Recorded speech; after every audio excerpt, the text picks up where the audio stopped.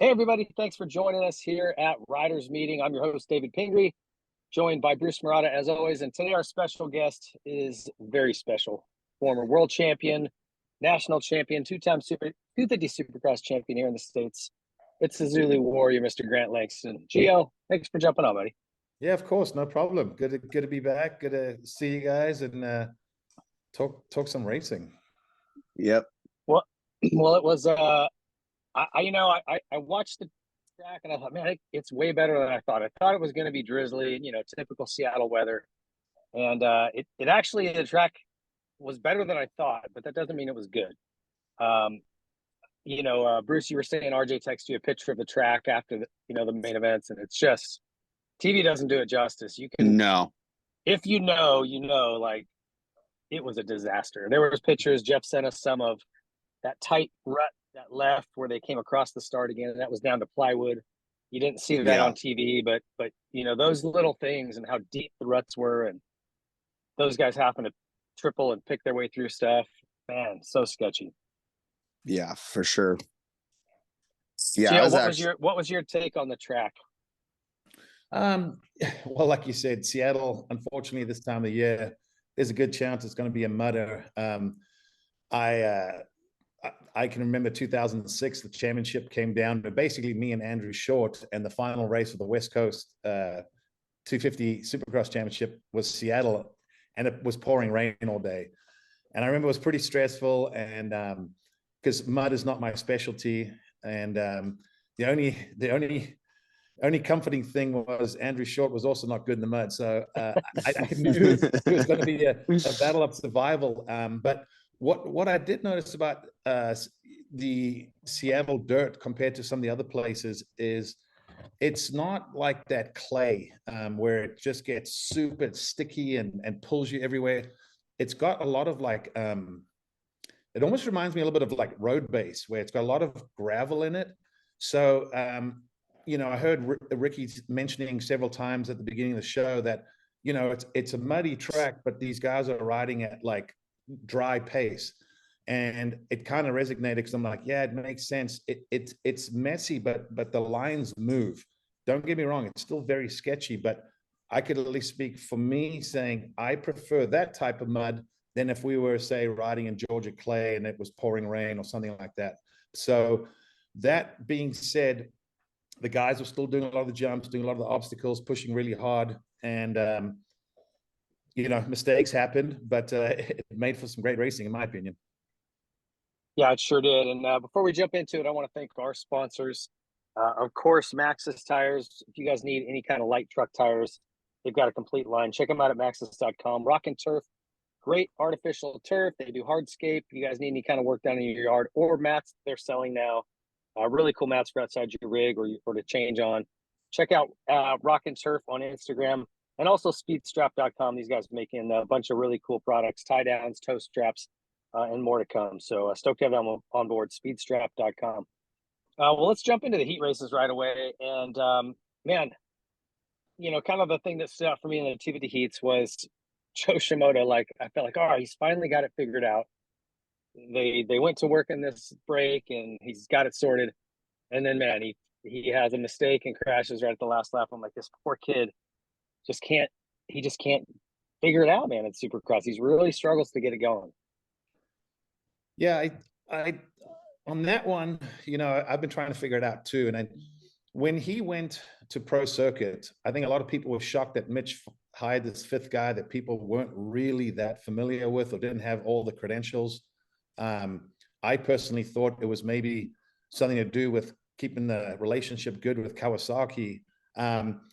And he did very well. He really impressed me. And I think he impressed a lot of people. And I think coming in this year, a lot of people were thinking, all right, he's made all the progression. He's now at factory Honda. Everything on paper was correct, but he just hasn't, to me, looked quite the same, and again, I always often say to people, I'm not saying it's because the Honda is not as good as the Kawasaki. I think when you switch, you're dealing with new people trying, let's be honest, there's got to be some form of language barrier at times when you're trying to discuss what you're doing, what needs changing. So again, factory Honda, I think, have a lot of great personnel. I think they have good equipment, obviously. But when I watch him, he hasn't looked to me like he's polished yet. It looks like they're still, even when he was running up front, he clipped a lot of jumps. It looked to me like the front end was getting pulled in the ruts, like he would, the minute the suspension offloaded, he was often moving like 2 or 3 ruts to the left or to the right. So to me, it looked like, yeah, the speed was there, but it didn't look comfortable. So again, yeah, it was a mud race, but I think for Joe, unfortunately, there's been several of those on the West Coast. But even in the dry, he's made mistakes. So I think it's a combination of getting used to the new team, but I also feel like when you watch him, he's riding like the pressure to go and win. Like even at opening round at Anaheim, the heat race, kind of try to slide underneath someone. It seemed a little desperate for that early in a heat race. So to me, I feel like the pressure's there. I'm a factory Honda rider. He's a Japanese rider. So that, you know, there's a lot of probably internal pressure, not necessarily from the team or anyone else, but for him, because he believes he can win, he's kind of expected to win. And to me, it looks like a frustrating start to the season. Hopefully he can just kind of erase that, not worry about points, focus on getting a little bit more comfortable with the team and the bike. And then I think you'll start seeing that old Joe Shimoda again. Bruce, another big surprise we had this weekend, which I didn't know. I knew he had signed with Star, but I didn't know he was coming back this weekend. Michael Moseman with Star Yamaha. Yeah. That was a surprise. What else did you see? You know, not just that, but anything else in the heat races you picked up on? I mean, just for Heat 1, I mean, Levi Kitchen, I mean, winning by 8 seconds, I think that right there was just like going to tell you that's how the whole night was going to go, which it did. Gosh, he just was impressive, very impressive last night. But yeah, as far as the 250 heats, you know, I think, you know, Shimoda unfortunately goes down in that second heat. You know, Smith winning that heat, but yeah, as far as the 250s, nothing too crazy that stood out to me. Well, let's jump right into that Speed Straps 250 main event then. And man, you talked about Levi Kitchen being impressive, and to me, it's been a really tight battle. He's always been kind of the consistent one, but maybe a little more speed out of RJ and Smith at times. And you think, they've got the experience. They'll probably be the ones that are in this in the long haul, but Levi's got to prove himself. And man, he sure did last night, man. Just start to finish, pretty flawless, even though he said he was making mistakes all over. No, it didn't look like it. Yeah, and I know we talked about that last week, Ping, where it's like a home track. Sometimes it can be in people's favors, or sometimes it can almost affect them because they have so many family and friends there. There's a lot of distractions. But man, last night, I mean, winning by over 20 seconds, that was incredible. Yeah, it really was. And RJ put on a great ride from not a perfect start, not terrible, but not ideal. Got himself up into second. So he only lost a few points, but the big change was with Smith. He had a big one, and I don't want to say put himself out of this hunt, but man, it cost him a lot in the points. Well, and I want to actually get GL's opinion on that one, because that was very interesting. You know, so Smith goes down and he gets back up. He gets like, it's almost like he was like trying to race in front of in front of Levi Kitchen when he was down a lap. I don't know, that to me was just kind of odd, and it looked like he was really dazed because he was making so many mistakes after that, and he ended up actually going down twice after that. Yeah, my take was, if you watched him come up short on that jump, he smacked his face on the crossbar pretty hard, and I think it dazed him. That's what I think. I think it rang his bell. But I mean, what do you think, Gio? Yeah. I didn't, to be honest, I guess I didn't focus as much on him as maybe you guys did. But I guess when I saw him on camera, I kind of assumed maybe his bars were twisted or something because of what Bruce was saying, you know, the mistakes. And again, you know, Kitchen won by a mile, and he was saying he made mistakes. It's like, yeah, well, it's a mud race. Everyone is making mistakes. There's a difference between the ones that you know don't really hold you back. Because let's be honest, if you don't do as many of the obstacles, you'll make less mistakes, right? You're probably going to lap down. So you have to take calculated risks. He did that well. But yeah, it was a little strange just to see Jordan Smith back there. And then now that you guys mention it, you might be onto something. I guess I'd have to go watch it back. Well, the other component you got to remember is, you know, maybe he hits his head a little bit, maybe he doesn't. He keeps crashing. He's watching his championship hopes slip away. Yeah. And this is, let's all be real, this is probably could be his last shot at it. And so, I mean, listen, I've been in those shoes, and it is a maddening scenario, and you kind of start to go a little crazy because there's nothing you can do to stop it. You know, you're a lap down. What are you going to do, man? Like, So well, I feel for him a little bit. Run us through the rest of the results there, Bruce, and we'll chat a little bit about how they finished. All right. So Levi Kitchen taking the win, RJ Hampshire second, Joe Shimoda third, Garrett Marchbanks fourth, Carson Mumford fifth, Michael Mosman sixth, Julian Bummer seventh, Anthony Bourdon eighth, Nate Thrasher ninth, and then Cole Thompson running up that top 10. I do have a highlight though that I wanted to bring up as well to you guys for the 250 main is after Shimoda going down, man, he really worked his way up well to that third spot. I mean, he was picking guys off quick. So I thought that was pretty impressive. That was still the best, even though there was mistakes, it wasn't perfect. I think it's the best I've seen Shimoda riding Supercross this season. Yeah, I agree. Yeah, it's almost like the pressure was off. He wasn't thinking about the championship. He was just thinking about getting at the front and riding. You know how it is, guys. We've all had that. You go down and you ride, as I say, kind of pissed off, you know, and you don't really think about all the consequences, and you actually look back and you go, wow, I wish I could ride like that more often, but I don't want to have crashes or come from behind to do it. You know, I'd love to do that from out front. Yeah, and another reason why that's a highlight is like what Gio was saying earlier, where he really did not look comfortable. Like in that heat, I mean, he was all over the place, and it looks like he's just been fighting that bike everywhere. So after I saw that crash in the main, I'm like, oh, he's done. And all of a sudden, I'm like, wait a second, he's like picking guys off left and right. So it just kind of was. Hey, think about was it Dallas? When Eli made his little mistake in the turn, fell over, and then put on that charge where he was way faster than everyone. And you keep going, are we going to see that this weekend? Are we going to see that this weekend? Are we, you know, you're like, I know it's there somewhere. I've said it before, maybe his mechanic just needs to give him one mean slap across the helmet before the gate drop. See what happens. Yeah. Well, if we could bottle that, you know, that mindset of riding like after you've fallen in the first turn or something. I mean, because how many times has that happened, you know, to everybody. So let's move on to a Rock and Turf 450 class and have a peek at that. Big night for points, kind of a crazy night, a lot of stuff happening. And you know, Bruce, start with the heat races. Tell us what you thought there, anything that stood out or grabbed your attention. Heat race 1, Roxon goes down, which ends up putting him into his very first LCQ ever. So congrats on that. And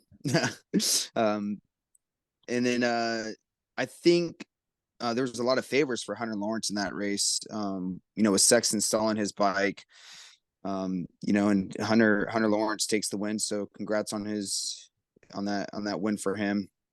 Other than that, nothing else really stood out too much to me. I don't know if you guys noticed anything else. Well, I wanted to say something about Hunter because on the broadcast, Ricky made a comment like, yeah, it's been a rough transition to the 450 class for Hunter. And I kind of, my eyebrows went up. I went, no, it hasn't. Like, he's having a great rookie season.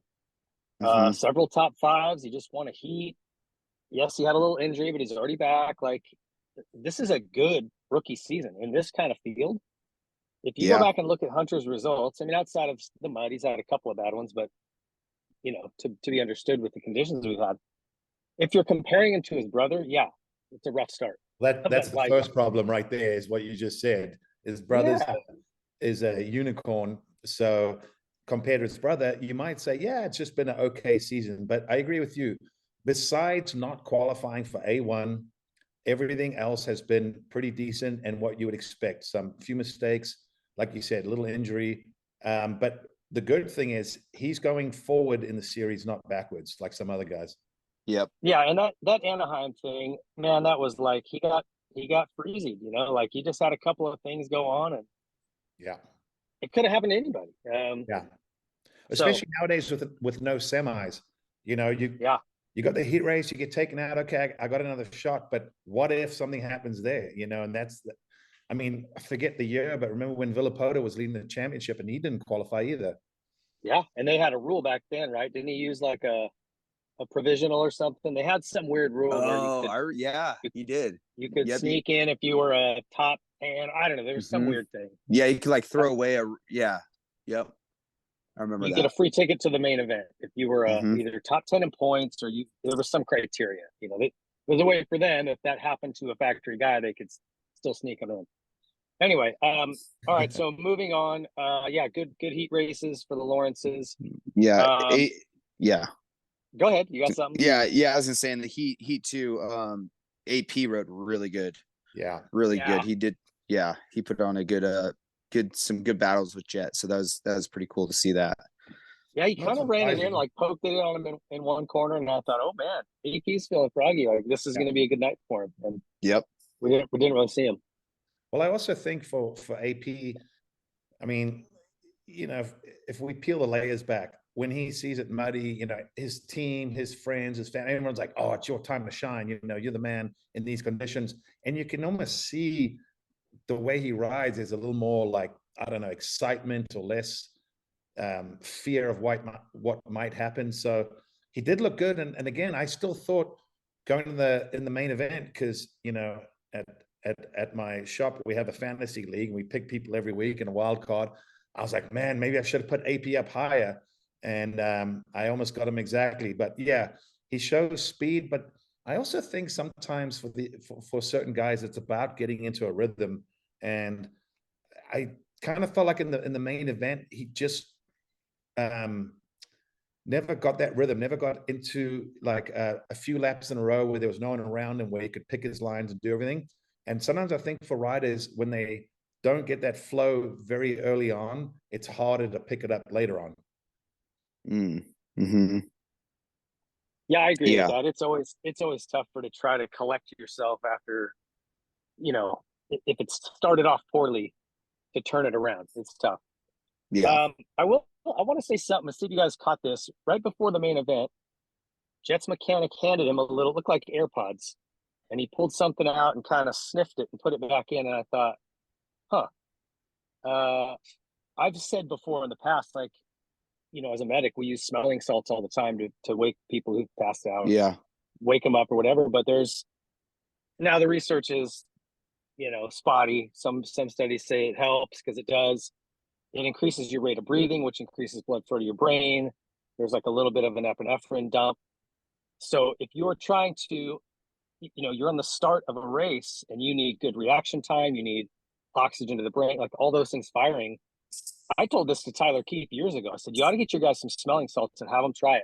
Just right on the start line, have them take a little hit. It'll wake them up. And I wonder if that's what that was. The only other thing it could be was maybe he had stuffed sinuses and it was just like some menthol or something. Well, but I thought it was interesting. I got a story about that. So back when, I was doing the alias thing, I was going to all the races, and I was in the Geico rig one time and I saw Malcolm Stewart. He's like smelling this little stick. And I'm like, what are you doing? And he goes, oh, you don't know what this is? I'm like, no. And so he told me about that. And I'm like, what can that even do anything? And he goes, try it. I go to smell that thing. Wow. That thing just wakes you up. I was like, and he was laughing so hard at me. So, it just kind of gives you like this boost of like, I mean, have you tried one? Oh yeah. It's ammonia. It'll perk you right up. That's what I'm saying. Right before the card goes up, just I've been saying it for a long time. Why don't guys do this? Yeah. And I've never seen anyone do it until this Saturday night. I watched him do that. Yeah. Anyway, just thought it was interesting aside. I'll poke around and see if I can find some info on it, but it sure The made only sense to thing me. is, it obviously has to be legal because there's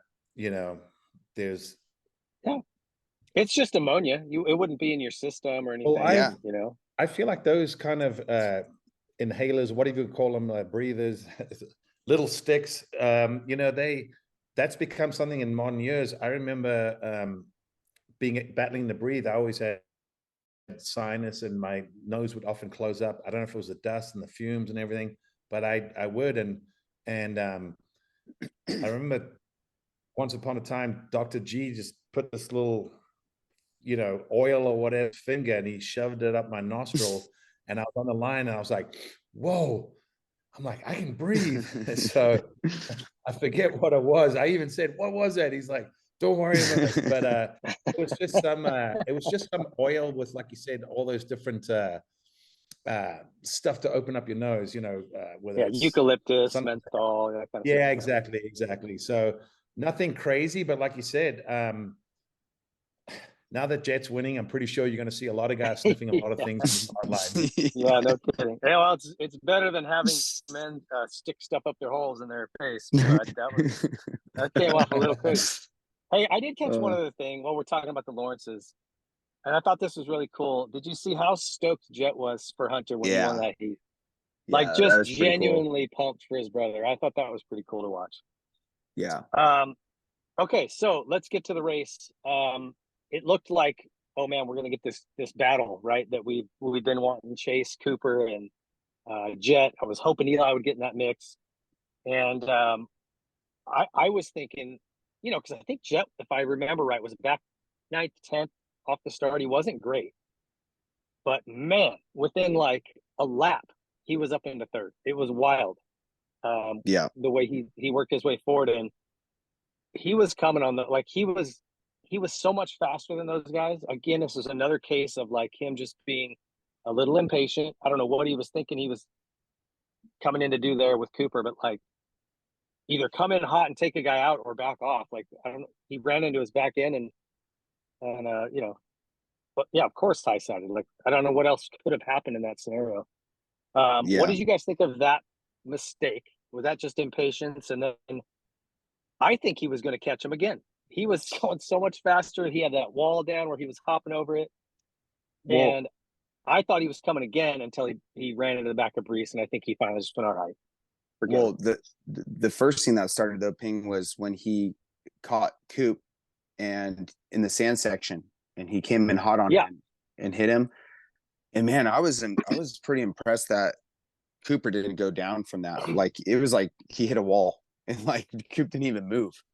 Well, Coop had he was accelerating straight across. That's what I'm saying. The way Jett came in, I'm like, what did you think was going to happen there, bud? Like, yeah. it was an odd scenario to me, because I just thought you weren't even close enough to come in. You got to at least be even with their handlebars to like really try to make an impact, right? Like, if you're going to hit somebody, and he wasn't even close.